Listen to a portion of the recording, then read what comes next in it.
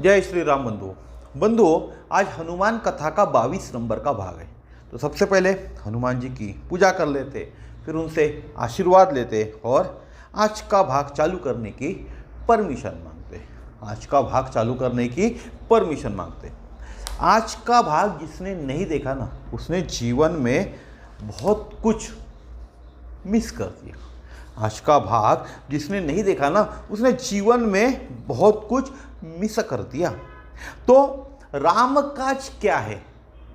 कल तक हमने रामकाज करना चाहिए यह देखे थे। कामकाज के साथ साथ रामकाज भी करना चाहिए।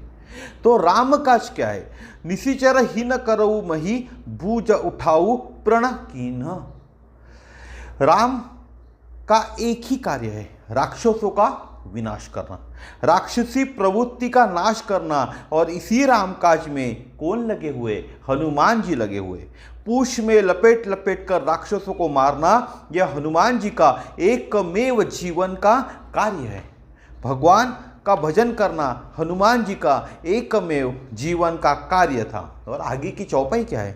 प्रभु चरित्र सुनबे को रसिया, राम लखन सीतमन बसिया। प्रभु चरित्र सुनबे को रसिया, राम लखन सीतमन बसिया। ये क्या है? एक चौपाई है।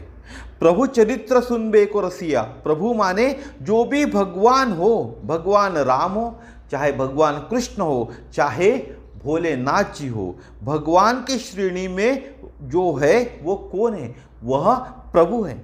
हनुमान जी की रुचि है, जहाँ जहाँ भगवान की कथा होती है वहाँ वहाँ कीर्तन होता है, वहाँ वहाँ श्री हनुमान जी बैठकर सुनते हैं। हनुमान जी की रुचि क्या है? जहाँ जहाँ भगवान की कथा होती है, जहाँ जहाँ कीर्तन होता है, वहाँ वहाँ श्री हनुमान जी बैठकर क्या करते? सुनते हैं। इसके ऊपर एक श्लोक है, यत्र यत्र रघुनाथ कीर्तनम तत्र तत्र कृत मस्तकांजलिम वाष्पवारी परिपूर्ण लोचनम मारुतिम नमत राक्षसांत काम। इसका अर्थ क्या है? जहाँ जहाँ श्री राम के कीर्ति का गान होता है, वहाँ वहाँ हनुमान हाथ जोड़कर खड़े रहते। कैसे रहते? हाथ जोड़कर खड़े रहते। उनकी आंखें प्रेम के आंसुओं से भर जाती है। मैं उन राक्षसों का नाश करने वाले हनुमान जी को क्या करता हूँ? नमन करता हूँ, जो मारुति नाम से जाने जाते। जो मारुति नाम से कैसे जाने जाते। आपने श्रीमद् वल्लभाचार्य का नाम सुना होगा। तो एक बार श्री वल्लभाचार्य महाराज जी चित्रकूट आए और भागवत सप्ताह का पारायण करने लगे। भागवत का पारायण करते थे वो। तो हनुमान जी का उन्होंने आह्वान किया और उनको यजमान बनाया। हनुमान जी प्रकट हो गए और वल्लभाचार्य जी ने कहा कि हम आपको श्रीमद् भागवत कथा सुनाना चाहते हैं। हनुमान जी ने कहा, मैं आपके श्री मुख से एक बार श्री राम कथा सुनना चाहता हूं। और वल्लभाचार्य ने बैठकर श्री राम कथा सुनाई हनुमान जी को। हनुमान जी ने कहा, आपने इतनी सुंदर कथा सुनाई। क्या कहते हैं हनुमान जी? आपने इतनी सुंदर राम कथा सुनाई, मैं यजमान बनाऊं और जब तक यजमान कथावाचक को दक्षिणा न दे उसे पुण्य भी नहीं मिलता। मैं यजमान हूं और जब तक मैं कथावाचक को दक्षिणा नहीं दूंगा तो मुझे पुण्य नहीं मिलेगा। बोलिए आपको क्या दक्षिणा दूं? महाराज ने कहा, एक ही दक्षिणा दे दीजिए। बोले क्या? बोले, मंदाकिनी के तट पर बैठकर आप एक बार मेरे मुख से श्रीमद् भागवत सुन लीजिए, बस मेरी यही दक्षिणा है। और फिर हनुमान जी ने श्रीमद् भागवत कथा सुनी। प्रभु चरित्र सुनबे को रसिया, राम लखन सीतमन बसिया। प्रभु चरित्र सुनबे को रसिया, राम लखन सीतमन बसिया। तो जब भी आप किसी कथावाचक को बुलाते हो, आजकल क्या हो जाता है, लोग कहते हैं ना कि कथावाचक इतना पैसा लेते, कथावाचक इतना पैसा लेते, इतना चार्ज करते। तो हनुमान जी कौन बने थे? हनुमान जी यजमान थे और यजमान का काम होता है जो कथावाचक है उसको दक्षिणा दे। तो ये जो बड़े बड़े कथाओं का आयोजन होता है, भागवत जी की कथा होती है, कौन कराता है? कोई यजमान कराते। और जो खर्चा कौन उठाते? यजमान उठाते वहाँ का। और वही यजमान उस कथावाचक को दक्षिणा देते। तो हमें कोई हक नहीं है किसी कथावाचक को बोलना कि वह क्यों इतना पैसा चार्ज करता है। यह तो यजमान की इच्छा है कि कथावाचक को कितनी दक्षिणा दे। जो कथावाचक अपने मुंह से, इस मुख से दक्षिणा की मांग करता है वह गलत है, लेकिन यजमान का यह हक है कि वह कथावाचक को कितनी दक्षिणा दे। तो प्रभु कैसे हैं? प्रभु चरित्र सुनबे को रसिया, राम लखन सीतमन बसिया। कथा जरूर सुनो। जहां भी कथा हो रही है, आपके घर के आसपास कथा हो रही है, आपके आजू बाजू में जहां भी आपको पता चले आज कथा होने वाली है, आपके शहर के अंदर में, आपके गांव के अंदर में, आपके कस्बे के अंदर में, तो वहां आपको जाकर कथा सुननी चाहिए। कथा सुनने का हमेशा आग्रह करना चाहिए, क्योंकि हम सुनते हैं वह हमारी क्या बन जाती है? संपदा बन जाती है। क्या होता है? जो हम सुनते हैं वह हमारी क्या बन जाती है? संपदा बन जाती है। जो हम सुनते हैं वह हमारे भीतर बैठ जाता है, और जब तक आप किसी के बारे में सुनोगे नहीं तब तक आप उसके बारे में जानोगे नहीं, तो आप उससे मिलोगे कैसे? कथा क्यों सुननी चाहिए? कथा जब तक आप सुनोगे नहीं तब तक आप सामने वाले के बारे में जानोगे कैसे? और जब तक जानोगे नहीं तब तक उससे मिलोगे कैसे? अगर राम की कथा आपने नहीं सुनी तो राम के बारे में कैसे जानोगे? हनुमान जी की कथा नहीं सुनी तो हनुमान जी को कैसे जानोगे? भगवान श्री कृष्ण की कथा नहीं सुनी, भागवत नहीं सुना, तो कृष्ण को कैसे जानोगे? शिव की कथा नहीं सुनी तो शिव को कैसे जानोगे? और फिर आप क्या बोलते हो कि मुझे भगवान नहीं मिलते। तो आपने कथा ही नहीं सुनी तो आपको भगवान कैसे मिलेंगे?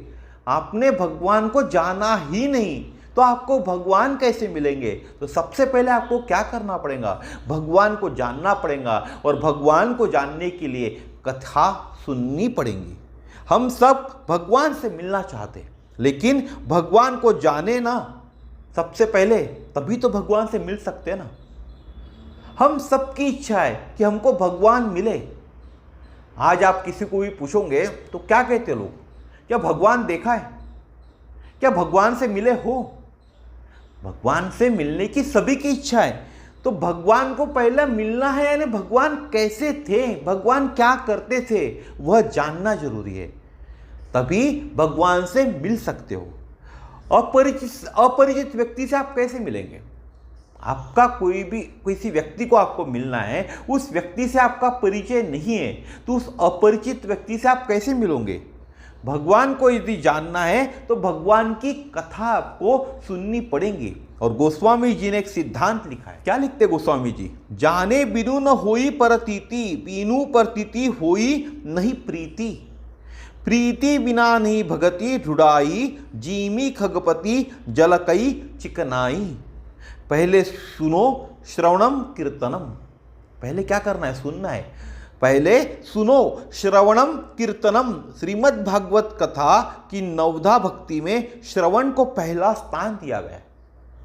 भागवत महापुराण है, और श्रीमद् भागवत को अगर आप पढ़ते हो तो नवधा भक्ति में, भागवत कथा के अंदर में नवधा भक्ति में श्रवण को पहला स्थान दिया है। श्रवण यानी क्या? सुनना। श्रवण यानी क्या? सुनना। और सबसे बड़ी प्रॉब्लम क्या है हमारी? हम सुनना ही नहीं चाहते। लोगों को सुनाना चाहते, लेकिन हम खुद सुनना नहीं चाहते, और लोग हमारी बात सुनना नहीं चाहते। लोग हमारी बात सुनना नहीं चाहते, और हम भी किसी की बात सुनना नहीं चाहते। यह सबसे बड़ी इस दुनिया के अंदर में समस्या है। जिनके श्रवण समुद्र समाना, कथा तुम्हारी सुमग सरी नाना, भर ही निरंतर होई न पूरे, तिनके हिय तुम कहू गृह रूरे। वाल्मीकि जी ने भी कहा है कि भगवान की कथा सुनना प्रभु मिलन का साधन है। जिन्होंने रामायण लिखी वह वाल्मीकि जी क्या कहते हैं कि भगवान की कथा सुनना यानी प्रभु मिलन का साधन है। जब तक भगवान की कथा नहीं सुनोगे तब तक प्रभु से मिल नहीं सकते। जिनको भी भगवान का साक्षात्कार हुआ है वह कथा के द्वारा ही हुआ है। गोस्वामी जी को मिले हैं तो कथा से ही मिले हैं। हमको आपको भी मिलेंगे तो कैसे मिलेंगे? कथा से ही मिलेंगे। और विभीषण इसका जीवंत उदाहरण है। विभीषण जी जब भगवान के पास गए तो भगवान ने पूछा, मेरे पास आना तो इतना सरल नहीं है। क्या कहते भगवान विभीषण को? मेरे पास आना इतना तो सरल नहीं है, तुम यहां तक कैसे आ गए? तो विभीषण जी बोले, प्रभु आपकी मंगलमय मधुर कथा को सुनकर आया हूं। क्या कहते विभीषण? प्रभु आपकी मंगलमय मधुर कथा को सुनकर यहां आया हूं। श्रवण सृजसु सुनी आयु प्रभु भंजन भववीर, त्राहि त्राहि आरती हरण शरण सुखद रघुवीर। आपकी कथा सुनकर आया हूं। भगवान पूछते, कथा किसने सुनाई? तब बोले, हनुमंत कही सब राम कथा। किसने सुनाई? हनुमान ने सुनाई। जब हनुमंत आए थे ना, तभी उन्होंने आपकी कथा सुनाई। ठीक है, कथा तो सुनाई थी, लेकिन कथा यहां तक कैसे ले आई? राम पूछते विभीषण से, ठीक है, कथा तो हनुमंत ने सुनाई थी, लेकिन कथा यहां तक कैसे ले आई आपको? तो विभीषण ने कहा, महाराज इतनी सुंदर आपकी कथा सुनाई थी कि कथा सुनकर मेरे मन में भाव आ गया कि जिनकी कथा इतनी सुंदर है वह स्वयं कितने सुंदर होंगे। जरा चलकर एक बार श्याम सुंदर के दर्शन कर ले। कथा सुनने से क्या होता है? जब आप कथा सुनते हो तो कथा में आपको रुचि आने लगती है। और कथा कोई भी सुनाए, कथा भगवान की कथा कोई भी सुनाए, जिसको आता नहीं, जिसको जाता नहीं, जो अनपढ़ है वह भी कथा सुनाए, तो कथा सुनने में कैसे आता है? आनंद आता है। कथा कैसी होती है? सुंदर होती है। और कथा सुनकर क्या हो जाता है? मन के भाव बदल जाते हैं। और जिनकी कथा इतनी सुंदर है वह स्वयं कितने सुंदर होंगे, यह भाव मन में जागृत होता है। और फिर यह इच्छा जागृत होती है हमारे मन में कि एक बार श्याम सुंदर के दर्शन हो जाए, एक बार श्याम सुंदर के दर्शन हो जाए। कथा मुझे आपके चरणों तक ले आई। इसीलिए गोस्वामी जी ने क्या कहा है, जाने बिनु न होय प्रतीति, बिनु परतीत होय नहीं प्रीति, प्रीति बिना नहीं भगति डुड़ाई, जीमी खगपति जल कई चिकनाई। कथा का श्रवण करें। और कई बार आपको यह सिद्धांत भी आपने सुना होगा या लोगों ने आपको सुनाए होंगे, जो बड़े बड़े पंडित हो चुके हैं, कथावाचक हो चुके हैं, जो बताते हैं। यह सिद्धांत समझिए कि हमारे मुख से जो अंदर जाता है वह हमारे मलद्वार से बाहर निकल जाता है। बड़े बड़े कथावाचक एक सिद्धांत सुनाते, और इस सिद्धांत को आप भी रट लीजिए। हमारे मुख से, ये जो मुख है, यहां से जो अंदर जाता है वह हमारे मलद्वार से बाहर निकल जाता है, और जो हमारे कानों के द्वारा भीतर जाता है वह हमारे मुख के द्वारा बाहर निकलता है। यहां से जाता है ना तो मलद्वारा बाहर निकल जाता है, और इन कानों से जाता है तो इस मुख के द्वारा बाहर निकलता है। कान में औषधि डाली तो मुख में आ जाती है ना। आपने इसका प्रमाण देखा होगा, एक्सपीरियंस होगा आपको इसका। जब भी हम कान में कोई औषधि डालते तो हमारे मुख में आ जाती है। अब कान के द्वारा यदि क्रोध की बातें भीतर ले जाओगे तो मुख दिन भर गाली गलौज ही करेगा। अगर आपने इस कान के द्वारा क्रोध की बातें, कान के द्वारा क्रोध की बातें आपके भीतर ले जाओगे तो आपका मुख क्या करेगा? दिन भर गाली गलौज करेगा।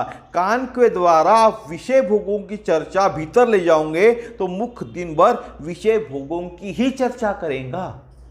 और कान के द्वारा आप भगवान की मंगलमय कथा भीतर ले जाओगे तो मुख दिन भर भगवान की भक्ति की, भजन की और कथा की ही चर्चा करेगा।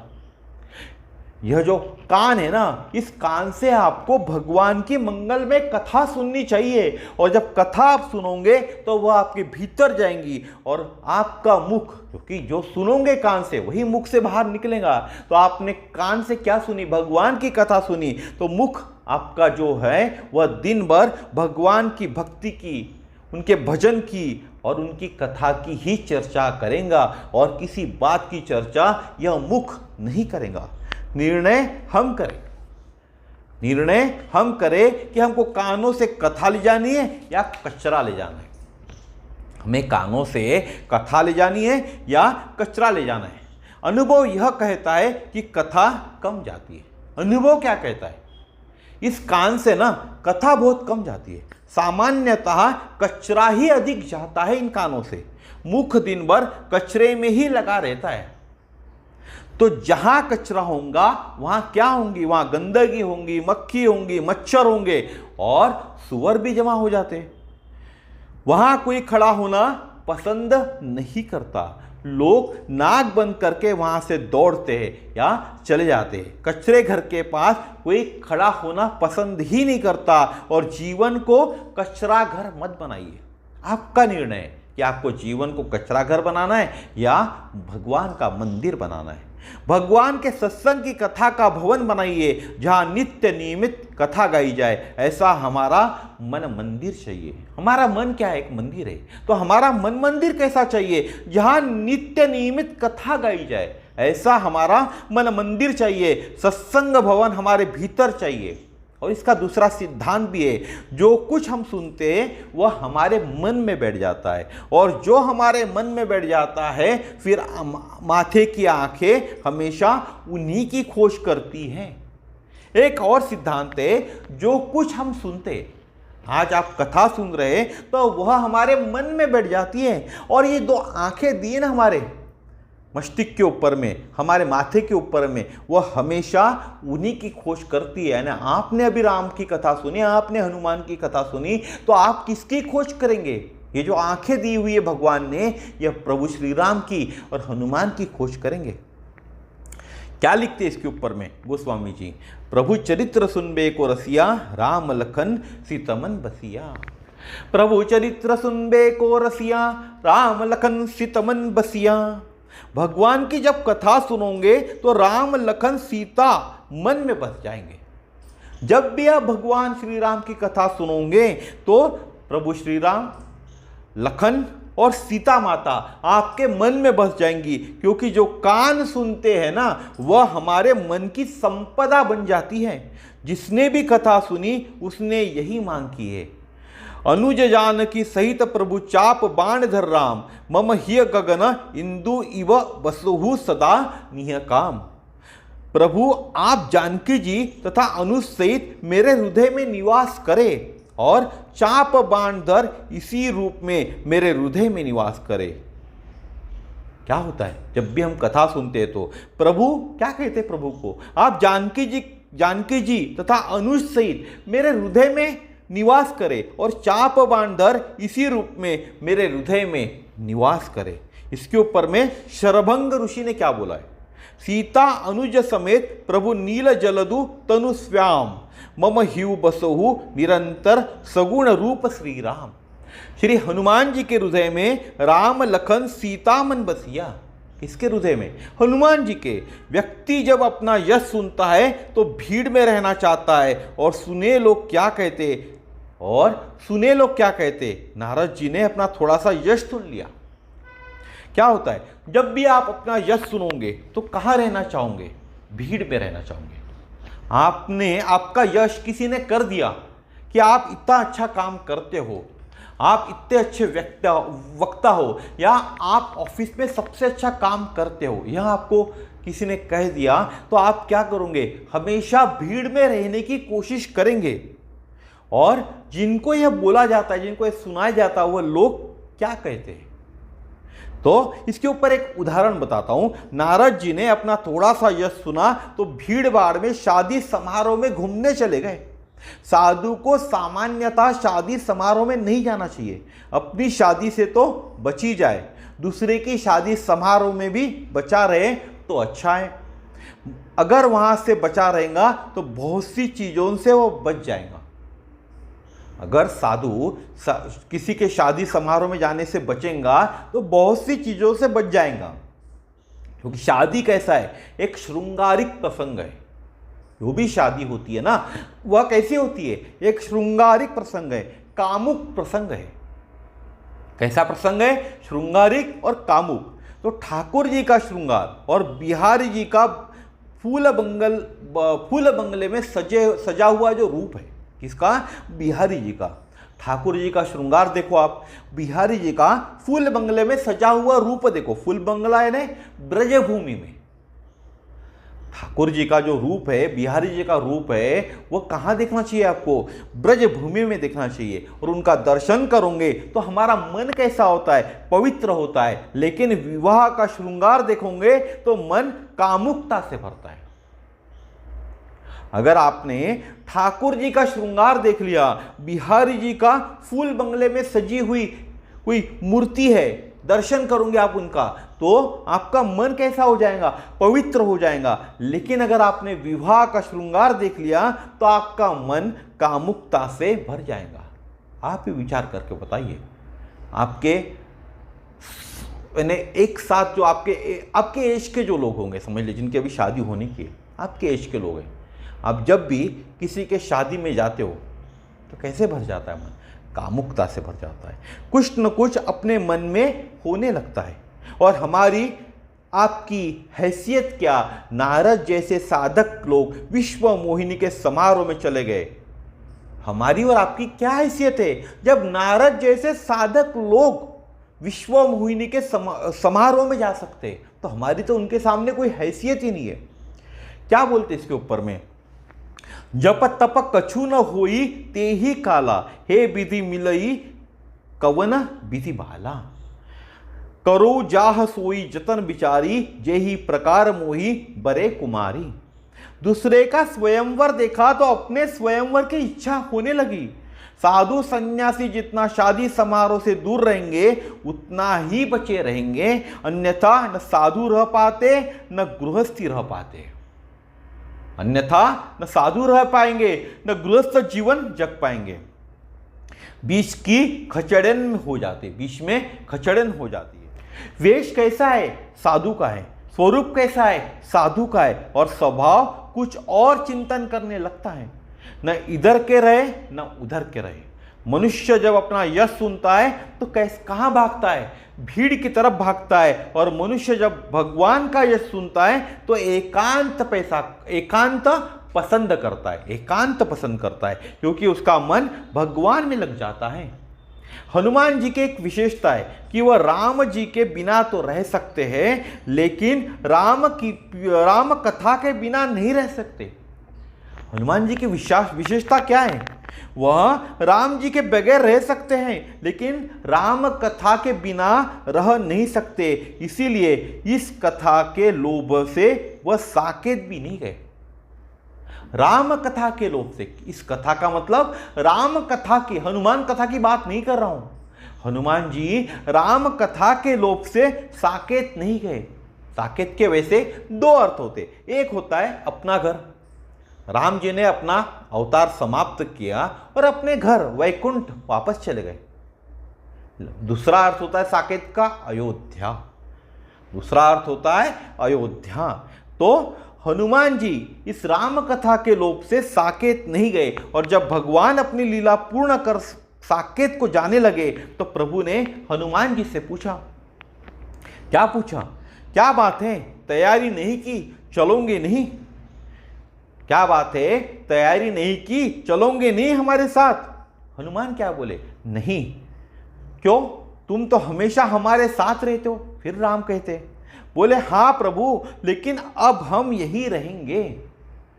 क्यों? क्या बात है? फिर राम जी ने पूछा, हमारे साथ क्यों नहीं चलना? हनुमान जी ने कहा, प्रभु वहां आप तो मिलोगे पर आपकी कथा नहीं मिलेंगी। वहां तो आप मिलोगे, वैकुंठ में तो आप मिलोगे, लेकिन वैकुंठ में आपकी कथा सुनने नहीं मिलेंगी, और मैं आपकी कथा के बिना रह नहीं सकता।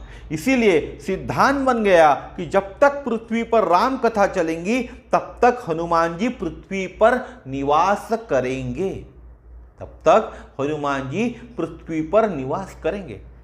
एक श्लोक है, अश्वत्थामा बलिर्व्यासो हनुमाश्च विभीषण कृपः परशुरामश्च सप्ततैति चिरजीविनः।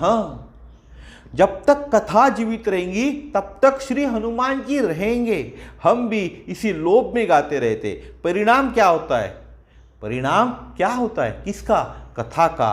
हमको मालूम नहीं, लोभ यही है, जब तक कथा कहते रहेंगे श्री हनुमान जी हमारे बीच में रहेंगे। हम कथा क्यों करते या कथा क्यों सुनने जाते? कि हमको ये लोभ है, जब तक कथा करते रहेंगे तब तक श्री हनुमान जी हमारे बीच कथा सुनते रहेंगे। इसके ऊपर और एक उदाहरण है। ध्रुव जी ने भगवान से यही प्रार्थना की थी। ध्रुव जी ने कहा था कि प्रभु, मुझे पिता की गोद न मिलने के कारण मेरे मन में इच्छा थी कि मुझे एक बार पिता की गोद मिले, तो मुझे आपकी गोद मिली, तो मुझे आपकी गोद मिली। यह मेरे बालपन की जिद थी, लेकिन भगवान अब मुझे एक वरदान दे दीजिए। कौन कहते? ध्रुव जी कहते हैं। भगवान ने पूछा क्या चाहिए? ध्रुव जी को पूछा, बोलो भाई क्या चाहिए? तो ध्रुव जी ने एक बड़ी अनोखी चीज मांगी। भगवान ने नारद, ब्रह्मा, विष्णु, सनकादिक सभी को बुला लिया। जितने भी भगवान थे सभी भगवान को बुला लिया। किसने? भगवान राम ने। नारद, ब्रह्मा, विष्णु, सनकादिक सभी को बुला लिया और कहा कि देखो इस बालक की मांग तो देखो। क्या कहते हैं? देखो इस बालक की मांग तो देखो। भगवान यही इच्छा है कि संतों के चरणों में बैठकर सदा आपकी कथा सुनता रहूं, बस इतना वरदान दे दो। क्या वरदान मांगा उन्होंने? भगवान यही इच्छा है कि संतों के चरणों में बैठकर सदा आपकी कथा सुनता रहूं, बस इतना वरदान दे दो। किसने मांगा ये वरदान? ध्रुव जी ने मांगा विष्णु भगवान से। भगवान ने पूछा कि कथा को चाहते हो, हमको क्यों नहीं चाहते? इस पर भगवान क्या कहते? अरे भाई, मेरी कथा को तो तुम चाहते हो, तो फिर मुझे क्यों नहीं चाहते? तो ध्रुव जी ने कहा, प्रभु सबसे पहले आप नाराज मत होना, यह आश्वासन मुझे देना। आप नाराज नहीं होंगे। आपसे तो बड़ी जल्दी ऊब हो जाती है। अगर मैं आपसे रोज मिलने आऊं तो आपसे बड़ी जल्दी ऊब जाऊंगा, आपसे बड़ी जल्दी ऊब हो जाती है। आपका दर्शन थोड़ी देर का तो अच्छा लगता है, उसके बाद आपसे ऊब होने लगती है, लेकिन आपके कथा से कभी तृप्ति नहीं होती है। आपकी कथा से कभी तृप्ति नहीं होती है। जो भी भागवत जी की कथा सुनेगा, यानी भागवत पुराण जो है, महापुराण है, उसको जो भी सुनेगा ना, वह कभी भी तृप्त नहीं होगा। वह कभी भी तृप्त नहीं होगा। रोज भागवत को सुनने की इच्छा मन के अंदर में जागृत होंगी। करके देखिए, अगर मैं झूठ बोल रहा हूँ, ऐसा आपको लगता है मैं झूठ बोल रहा हूँ, तो एक बार भागवत कथा सप्ताह में जाइए, तब आपको समझ में आएगा। आप कभी भी उस भागवत जी से दूर हो ही नहीं सकते। भर ही निरंतर हो ही न पूरे, तीन के ही तुम कहू ग्रह रूरे। मन करता है कि सुनते रहे, कान कभी थकते नहीं है। और बिहारी जी का बहुत श्रृंगार है। कहाँ? फूल बंगले में। कहाँ है बिहारी जी का श्रृंगार? फूल बंगले में। क्या होता है? मन करता है। ये जो मन करता है कि सुनते रहे, भगवान की कथा सुनते रहे, हमारा मन करता है सुनते रहे, कान कभी थकते नहीं। भगवान की कथा सुनकर ये जो दोनों कान है ना, ये कभी थकते नहीं है। बिहारी जी का बहुत सुंदर श्रृंगार है। कहाँ? फूल बंगले में। फूलों में सज रहे श्री वृंदावन बिहारी, और संग में सज रही है वृषभानु की दुलारी। फूलों में सज रहे हैं श्री वृंदावन बिहारी।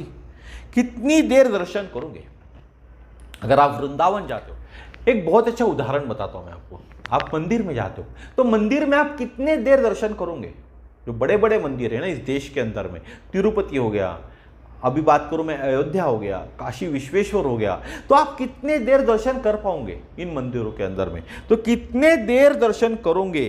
कितनी देर खड़े रहोगे? थक जाओगे, पुजारी जी हटा देंगे। जब भी आप मंदिर जाओगे तो कितने देर दर्शन करोगे? कितने देर मंदिर में खड़े रहोगे? थक जाओगे और पुजारी जी आपको हटा देंगे, व्यवस्थापक बाहर कर देगा। लेकिन भगवान की कथा में 3 घंटे बैठे हैं। जो 3 मिनट कहीं नहीं बैठ सकता, वह 3 घंटे कथा में बैठे। क्यों? यह हकीकत है। जो व्यक्ति 3 मिनट नहीं बैठ सकता भगवान के मंदिर के अंदर में, कहाँ बात कर रहा हूं? भगवान के मंदिर के अंदर में, लेकिन वही व्यक्ति जब कहीं कथा होती है, उस कथा के अंदर में 3 घंटे 4 घंटे बैठता है। क्यों बैठता है? क्योंकि यह कथा का आकर्षण है। कोई भी व्यक्ति जब कथा में बैठता है तो इसके पीछे कारण क्या है? वह कथा का आकर्षण है। यह आवश्यक नहीं कि जहां भगवान राम हो वहां भगवान की कथा हो ही।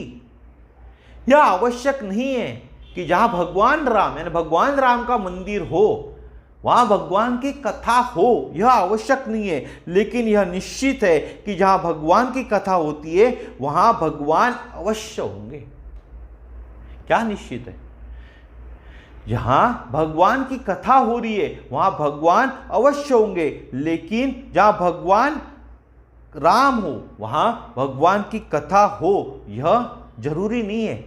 यह जरूरी नहीं है, लेकिन यह निश्चित है कि जहां भगवान की कथा हो रही है वहां भगवान अवश्य होंगे।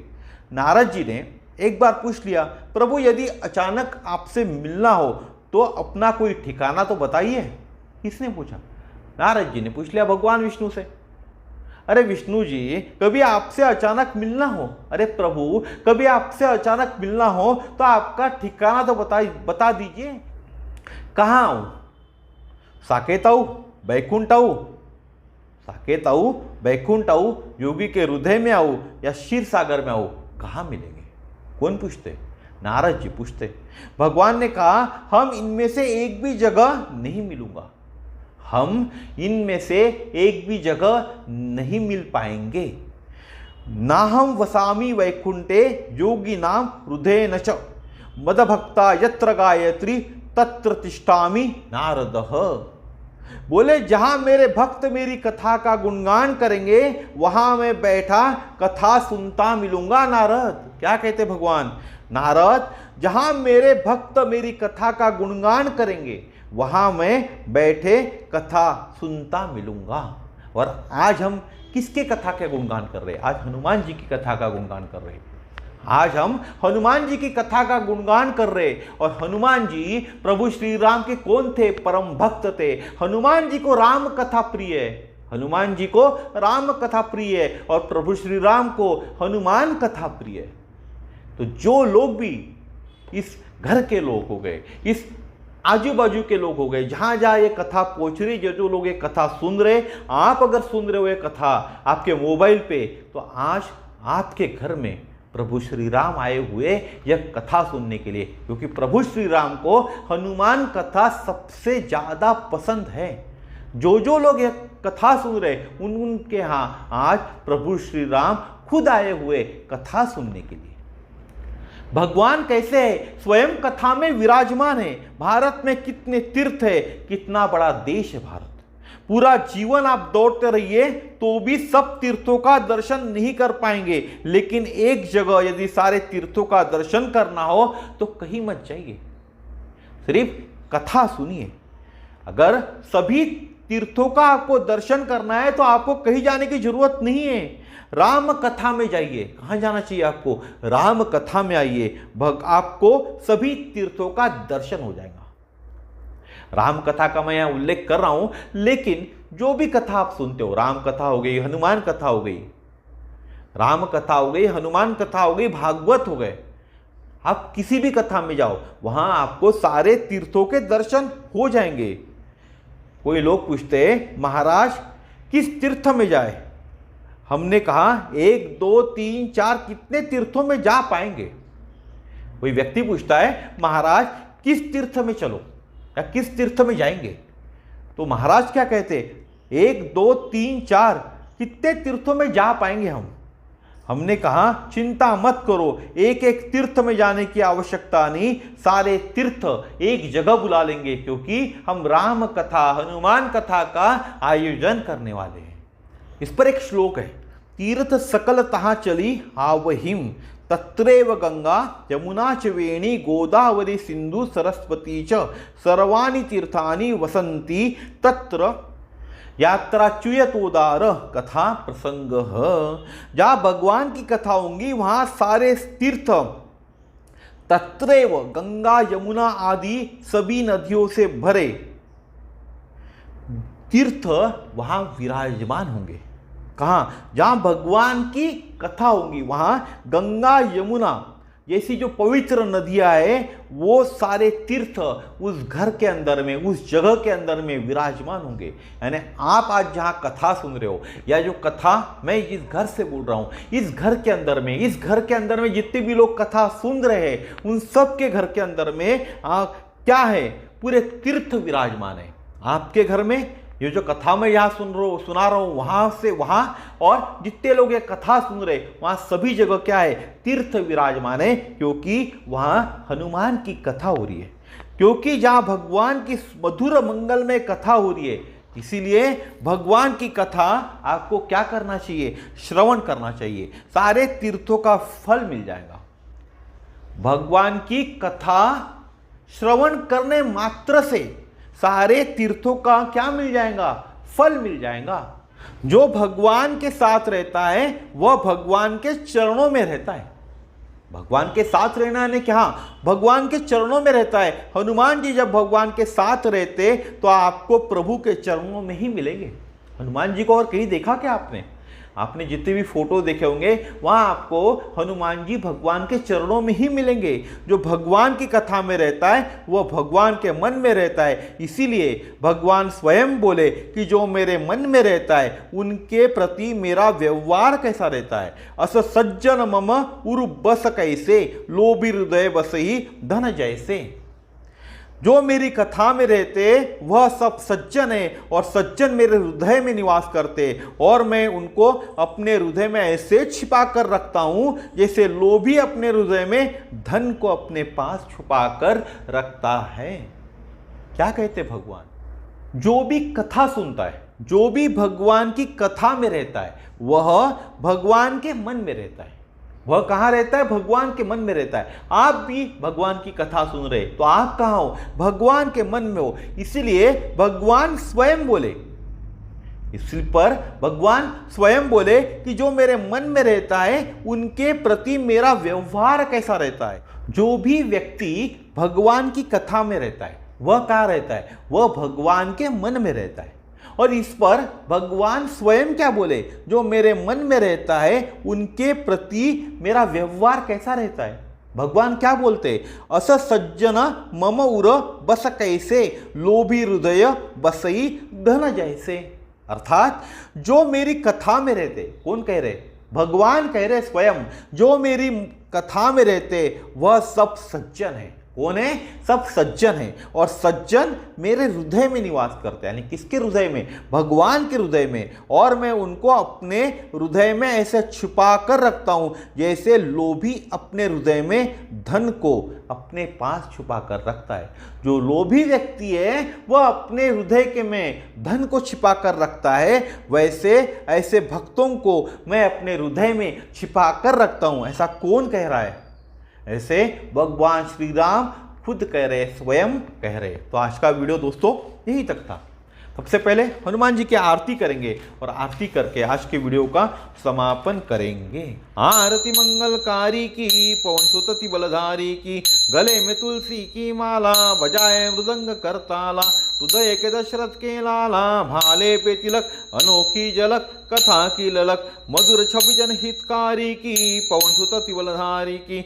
आरती मंगलकारी की, पवन सुत बलधारी की, जगत के दुर्लभ जितने काज, कृपा से देते सभी नवाज, नाम से भागत भूत पिशाच, राम के दूत अंजन के पूत, बड़े मजबूत, कठिन कलिकल मलहारी की, पवन सुत बलधारी की। आरती मंगलकारी की, पवन सुत बलधारी की, साधु संतन के रखवारे, सभी भक्तन के अति प्यारे, विराजत राघव के द्वारे, श्री मंगल करण सकल भय हरण, मुदित मन करण, राम के आज्ञाकारी की, पवन सुत बलधारी की। आरती मंगलकारी की, पवन सुत बलधारी की। आरती सब जन मिल गावे, कृपा तब हनुमत की पावे, मनोरथ पूर्ण हो जावे, दयानिधि नाम सकल गुण धाम, ज्ञान की खान, अष्ट सिद्धि नवधिकारी की, पवन सुत बलधारी की। आरती मंगलकारी की, पवन सुत बलधारी की। बोलिए श्री हनुमान जी महाराज की जय, श्री गुरुदेव भगवान की जय। हरे राम राम राम हरे हरे, हरे कृष्ण कृष्ण कृष्ण हरे हरे, हरे राम राम राम हरे हरे, हरे कृष्ण कृष्ण कृष्ण हरे हरे।